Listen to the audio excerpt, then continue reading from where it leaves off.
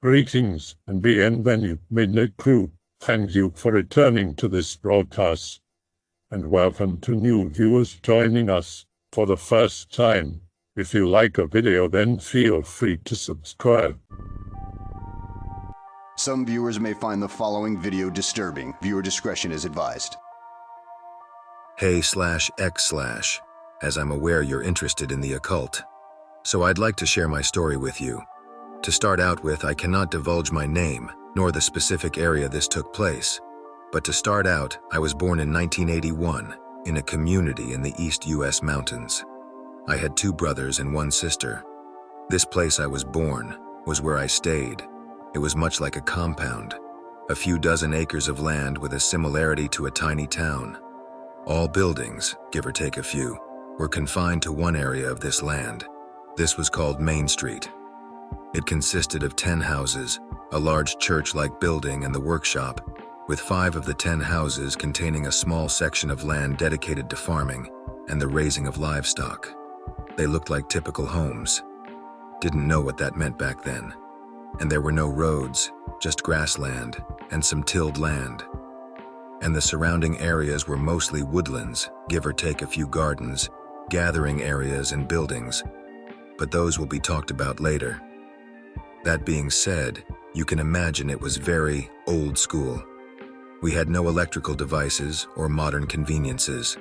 The temple ran power from a generator, and work was confined to chores and such. Now, being raised here and all other children, we were told that was it. There was nothing else outside our walls, and that any attempt to look beyond would be punished by God, or we'd be carried away by those who sleep in the trees. My early childhood I don't remember too much, maybe because I blocked it out or just couldn't remember. But I guess it was slightly normal. My mother and father were distant, didn't have that family vibe I see so much. It was much like they were the controllers of the household, and children were meant to obey. They didn't seem to love each other, and my father was the final word of law when it came to our home, around the ages of 4 or 5. I began to go to the teachings, kind of like school. But instead of any actual subjects, we were groomed to be part of our home. This consisted of constant drilling of our doctrine. It was passed down to us from what was called simply Book of Knowledge. Much like the Bible, it held stories and spoke of videns plagam, or God or seer. We were told that the seer was a great entity held out of reach of the realm of man and was sealed away there years ago by man himself. Stories spoke of our community, or chosen, who had apparently been around for centuries, and sometimes said that it came before man, and soon it would be the time that the seer would once again walk the land of men, and our people would be his devoted followers. The book went on and on. We sang songs much like Christian church, more of a chanting, and each day of the teachings began with a test of faith. We would bow to the teacher and kiss her shoe, and was preceded with a vow of devotion. There were 13 families within our home, most of which had multiple children, majority of which were male. I was the oldest of my siblings, and because of that held most of the household chores, as well as devoting myself to helping the community, farm work, and polishing watchers, which were small statues of creatures placed at the foot of every house that the book said would protect the chosen people from harm, and even protect them in battle. Each looked different, and all were treated as actual people, talked to, given small offerings of food at night, and even kissed by the women. At the age of 8, the children were allowed to enter the Temple of the Seer. It was an odd-shaped building, kind of looked like the White House, just a lot smaller. The outside was covered in watchers and was painted a weird gray color. The entrances were bolted shut on the inside, and the gathering area was a large circle, upon which everyone in the community could sit together. Now, just so you understand, the community was run in a hierarchy. There were 3 elders, all male, and 1 mother, female elder, who also ran teachings. She was highly respected, sometimes more so than the male elders. The temple was run with the 3 elders sitting in the middle, and mother sitting behind them, and all of the community was circled around. As I was told to keep awareness high, Those who attended the gatherings were adorned in white robes, children in gray robes, male elders in black robes, and mother in a red robe. Temple was a lot like the teachings, except they had more chanting, and so forth and so on, and were held every evening at dusk. Every 5th day we were to meet at the temple, and an animal, usually a goat, would be sacrificed to the seer. Its throat was cut with a large dagger, and the elders would place a circle on their head with the animal's blood. The rest of the community, children included, were made to go up and kiss the circle of blood upon their heads. This too was a test of faith. Afterwards, the animal would be cooked, and the entire town, well, whatever the animal could feed, would cook and eat and be together, kinda like a cookout. As I got older, I noticed the adults after temple would go off in secret. I never did find out what went on, but there were stories whispered around the children that there was a small room underneath the gathering area, which the adults gave sacrament, which none of us knew what that meant. Nearing my 10th birthday, my younger brother, let's call him David, was caught trying to go to the edge of the property. I remember my parents were furious and he was quickly caught and brought to the temple. He was missing for 3 days and came back bruised, and his clothes were covered in blood. David, while my parents were around, was made to wear a sack around his head, only allowed to be lifted when he was eating. David, after he was punished, never talked again. We shared a room and he would often wake up screaming but never told me why. He just shook, paralyzed with fear, and eventually fell back asleep. I tried to take care of David, but he always stayed in a perpetual state of, like deer in headlights. This scared me to the very core. I didn't know what they had done, but I knew it was bad. I feared that one day they'd do it to me, and began to think about escaping. There was talk, and even stories from the adults, that some who got punished never came back. Later that year, they found someone who was unholy wandering the property. This was an amazement to all the kids. We were taught that there were no outside people. We saw a man, carried away with a bag on his head, screaming and pleading. He was taken to the temple and I never saw him again. Things began to take a turn for the worst, and you could tell the adults were getting paranoid of what we weren't told. In the temple, we were told more and more that the time was coming, and that we needed to prepare as a whole. More often, animals were given as sacrament, even to the point, toward the end of the year, no one could eat meat. We had exhausted it all. A lot of stories came out of that time, but none I really wish to talk about. At the age of 13, the children were deemed ready and adult. We were put through testing. This was perhaps the most terrifying moment of my life. On my birthday, I was blindfolded in my sleep and carried to one of the gathering areas in the woodlands. I was told to stand completely still. The adults and elders were to stand around me, as I'm blindfolded and bound with my hands behind my back. And as I was blindfolded, they all stood there, lifeless, all adorned in black robe. Mother came toward me and I cried and cried. I was forced to commit Christian, and the spilling of the seed somehow was told to be manhood. I'll never forget that moment. The stares, some even smiled. After that, I was given a bottle of water and was told I had to stay in the woods for 3 days and face the trials of the seer. And if I am to return home before those 3 days, I would be severely punished. So I wandered the woods, hungry and dehydrated for the whole 3 days. And during those 3 days, I came up with my plan for leaving and vowed once I returned, I would gather as many children as possible and leave the community. The day I returned, I was celebrated. Every one adult I saw smiled and congratulated me. All I could see was the vile smirks on their face from the woods. I began to talk to my siblings that night about leaving. I told them we needed to act fast.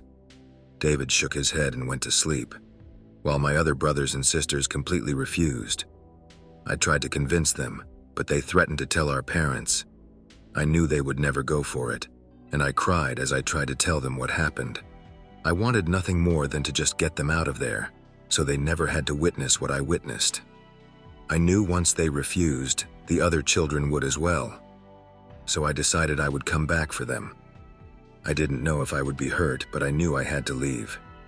I packed my things in a small sack and ran as hard as I could for the border of the property, which I had found during said trials. It was a terrifying night.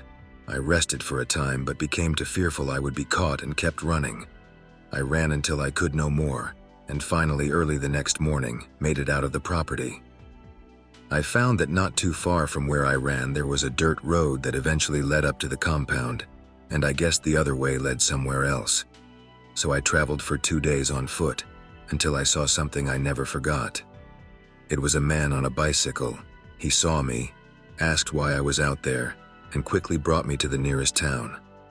I stayed in the local police station for days, but I was so shocked by what was around me, I did not talk to anyone. I didn't know who they were, what was around me.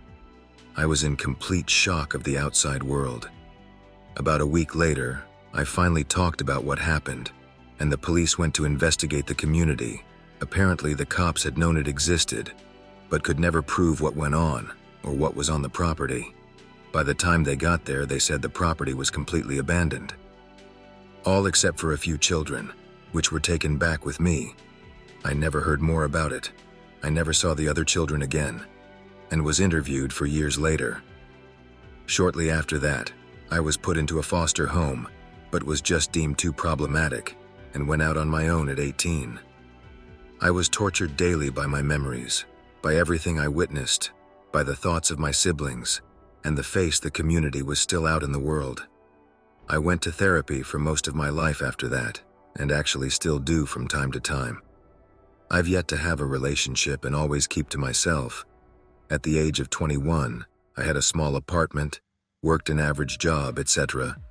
And one day, in my mail, there was a small piece of cardstock with the red circle the elders adorned their forehead with.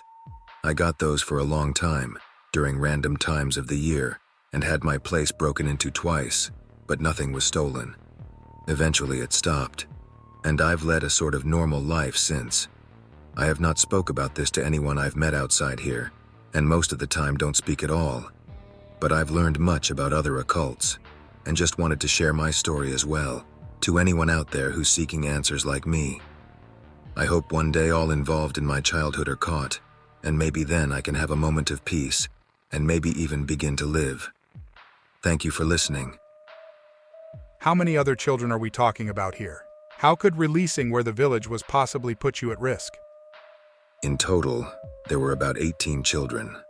5 came back with me. I was told not to divulge specific information for a while, as this case is still under investigation technically. I haven't been to the area for about 8 years now. I was told they had demolished the area and found new evidence. Okay, I understand then. Did you end up telling the police about the weird letters sent to you? Also, was there any sign that the person that broke in used to know you from back at the village? I did.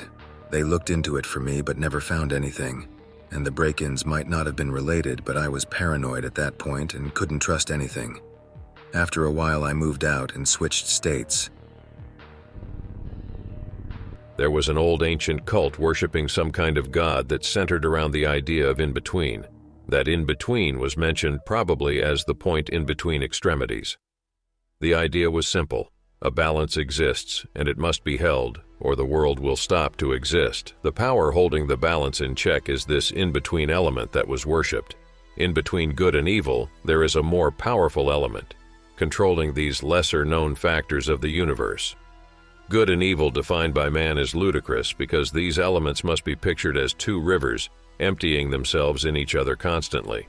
One can become the other and vice versa. Thus, the element controlling the waters is the true master of the universe, the father of all, holding his two children from each other's throats, forever holding the balance. The people who worship the in-between element, nameless God, nameless entity, nameless state of existence are the so-called outsiders, the anomalies of our universe. They are stigmatized by the energies on our planet, and they are tormented, nearly rejected for being ultimately under the gaze of the in-between element. We are very few and we never meet each other because it is impossible. Our paths are truly impossible to describe in a human linguistic method. Alas, the in-between element does exist, and it's the element governing over chaos. It speaks with us with the ones he chose like a friend would speak with you in a coffee shop. It is truly amazing. Our fate is truly opaque and filled with pain, because we are creatures of pleasure and we will always seek the need to escape our pain and find pleasure. True knowledge comes through pain. Happiness makes you stupid and pain convinces you of reality. I'll end on a more amusing idea. This entity is nonchalant and indifferent, opposed to the other two elements who want to govern us. Since these kind of cults were beyond taboo, they weren't chronicled at all. These ideas we discuss here will alienate the vast majority of readers now, and we exist in the contemporary era. Imagine this kind of ideas in ancient times. Cults like these started and more than likely survived around the Carpathian Mountains, where immortality was widely accepted as the norm in most religious contexts, even if they worshipped different entities. These tribes fell in love with the idea of death, even worshipping the idea of finally meeting the unknown. Thus, the fear of the unknown was non-existent. They worshipped the idea of the void. These kinds of ideas gave birth to the warrior code and honor code that is present in every culture known in history, dying as fast as possible, while proving your worth in order to be accepted by the void as a worthy element to transition into the next plane of existence. It is quite interesting. The Gaut people were known for crying when their babies would be born and laughing at funerals, while in combat, warriors would laugh when wounded and sing songs while dying. The mentality of life and death was vastly different then, a complete 180. I'm sorry I cannot give you an exact name of a cult, as I said before, mostly are legends and ideas that got propagated by word of mouth. Probably the deity getting close to the inspiration of the in-between element would be Zalmoxis, worshipped by the tribes south and north of the Danube River, including the famous Dacians who ruled over Rome at one point. Legends like lycanthropy and whatnot were common back then. Dacians is a literal name from Latin, which means wolf people. In Latin, Daos means wolf. Dacian equals Daos equals wolf person. They fought wars without armor and said they would growl like beasts and ignore pain, laugh when stabbed, and bite Roman legionaries by the neck if their weapons would break mid-combat. Even legends of them devouring corpses, but in my opinion this is a bit far-fetched. There's not much information regarding this structural concept. We associate what we do not understand with the divine, because there are some things in this world so hard to comprehend, we could spend our lives searching for answers that are minimal at best. Our hunger for answers is eternal.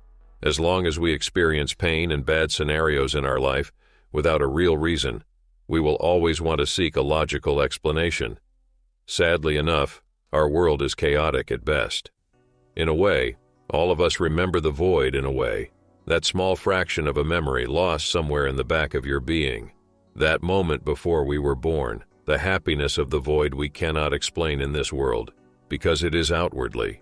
With that in mind, everything also has a core. This core is mostly unseen or deemed irrelevant throughout the plane of existence of that certain element.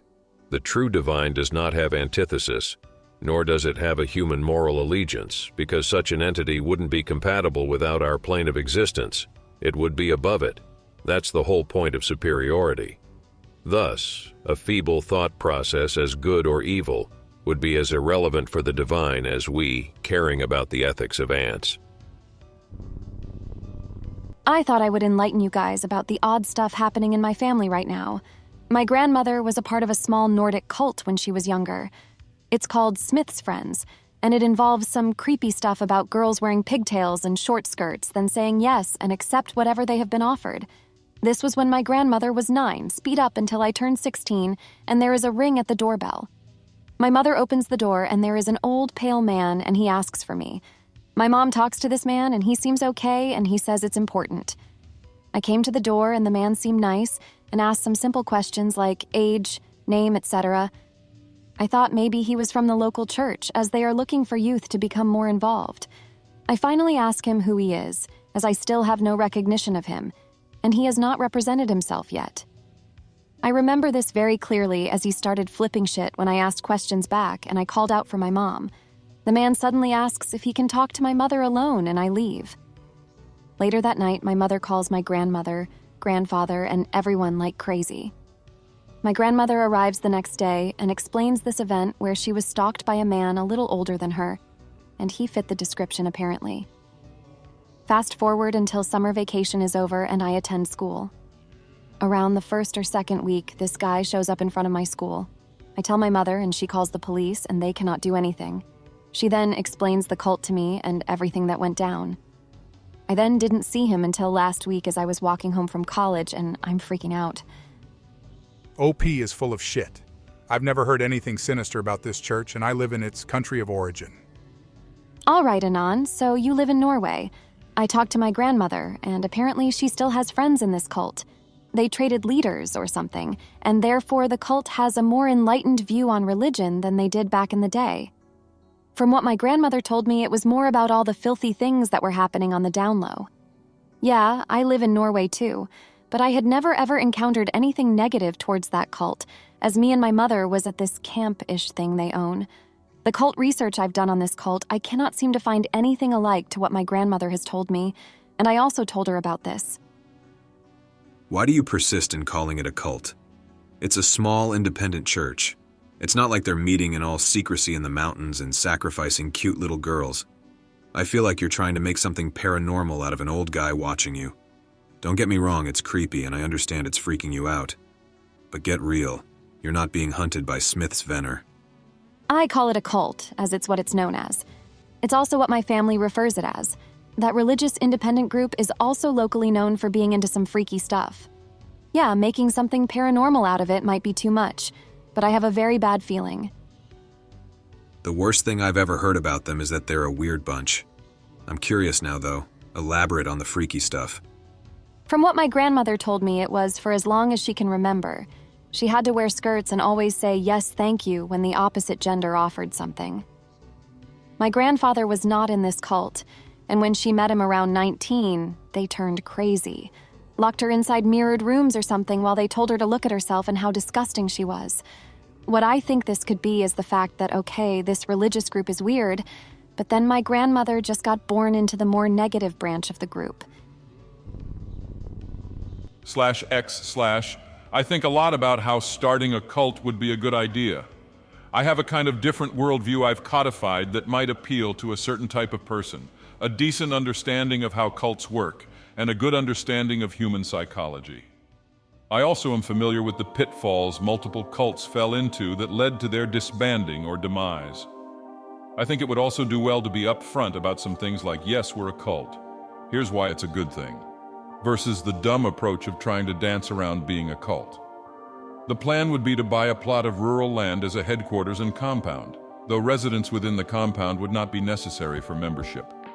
Eventually, we would try to run our cult members in local elections, but not before a decade-long public relations campaign to ingratiate ourselves with the local population. I'm talking we have teams of cultists in uniforms of some kind, out picking up litter, patching up potholes, removing graffiti, donating tithes to the needy. If it was required at some point, we would have weapons, but we would be fully transparent about our possession of these, and on an individual basis as to avoid being Waco'd. I've got a decent roadmap planned ahead. The real thing I'm looking for is, how do I get started? Is this a good idea? I think a benign cult that works transparently could pick up a lot of support and power to make the world a better place, if that power is wielded responsibly by someone who has the interests of human freedom in mind, namely me. By not requiring cult members to be unemployed living on a compound, we can gather funds much more easily. I also plan to have missions in the same way the Finders cult did, however, without the human trafficking. I am torn on a name for the belief system, though I am thinking of the Metaphysical Order of Christ or the Gnostic Order of Man. You need to be charismatic to be a cult leader, Anon. I think I have that on lockdown. To put it shortly, most of my public persona is a sort of autopilot I have created in my own mind so that the rest of me is able to be in my thoughts while I interact with others in the public sphere. When I was younger, this was only basic things like going to a store, but now I find that I can carry out lengthy, deep conversations with people using my social autopilot. A lot of it comes from eye contact. A lot of these cult leaders have the ability to lock eyes with you and dominate in that game of mental chicken that happens when two people lock eyes. I hope that you enjoyed tonight's broadcast. If you enjoyed tonight's story, then please subscribe to the channel as more green texts will appear daily. A new broadcast will appear when the clock strikes midnight Central Time.